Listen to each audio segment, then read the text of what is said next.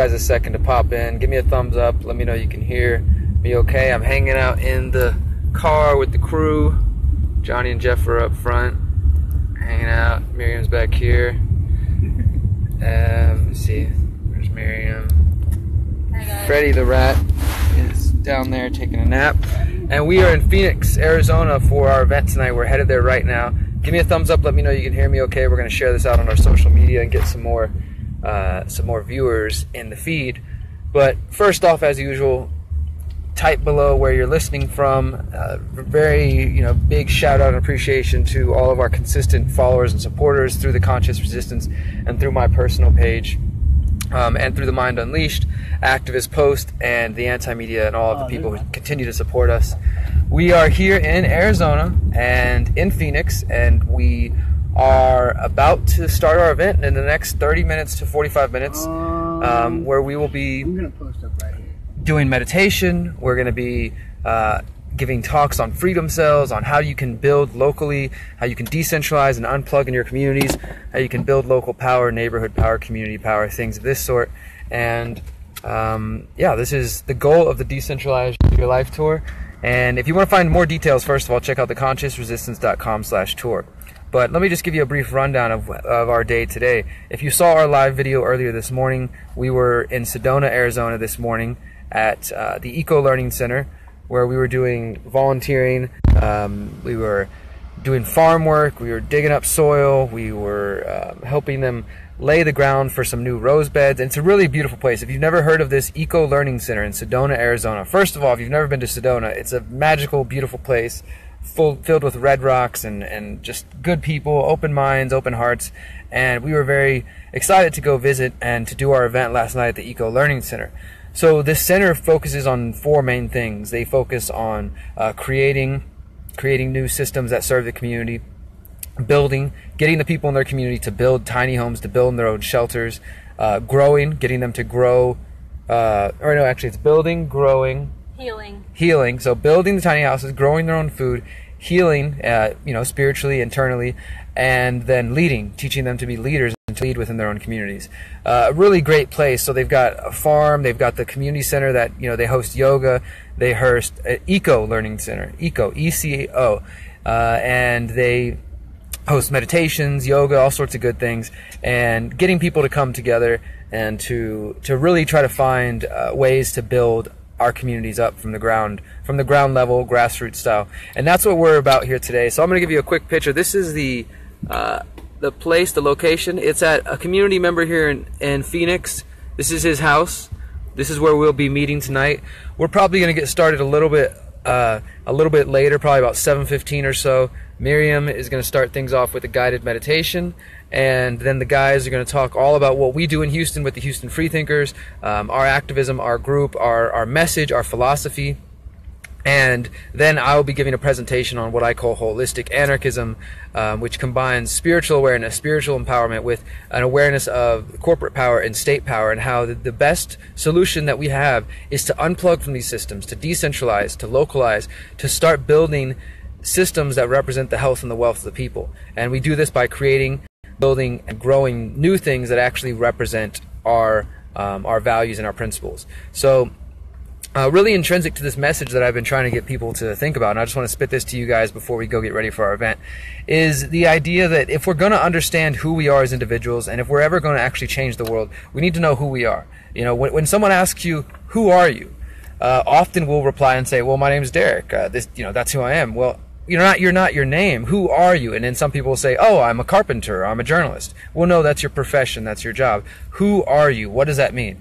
And when you stop and you really try to evaluate that and think about who you are as an individual, you can find out that sometimes we actually associate who we are with our status, how much money we have, our family, our friends, different things that are actually external objects and external experiences outside of our true self, our actual self within this physical shell. So I think it's important first to take some time to get to know who you are as an individual. Just write that down. Write down your name and start that at the very beginning. And then just start to write down the characteristics and the ideas and things that you associate with yourself. And if you find yourself and you realize, like, well, actually, you know what? I never thought about this, but I do associate who I am with the amount of money I have. Maybe that's something you need to reevaluate and rethink and start to see that you are more than just the money you have in the bank. You are more than just the job that you have. You are more than just the objects you possess. You are a beautiful, free, independent human being capable of so much good things. And all it takes is the awareness of that to actually achieve change. So the first step is to get to know who you are as an individual. And then from there, I think the next step would be to write down what are your goals, your short-term and long-term goals. First, open up a dictionary and look up what is a goal. It's an object, an experience that you want to bring closer to yourself, that you want to have. Then look at what are your principles, what are your values. A principle is something that should guide you in your everyday decision making. For me, I believe in the idea of the golden rule, the non-aggression axiom or the non-aggression principle, that you own yourself and you are free and beautiful and capable of living as you please, and that I have no right to infringe upon that as long as you are not infringing upon my freedom.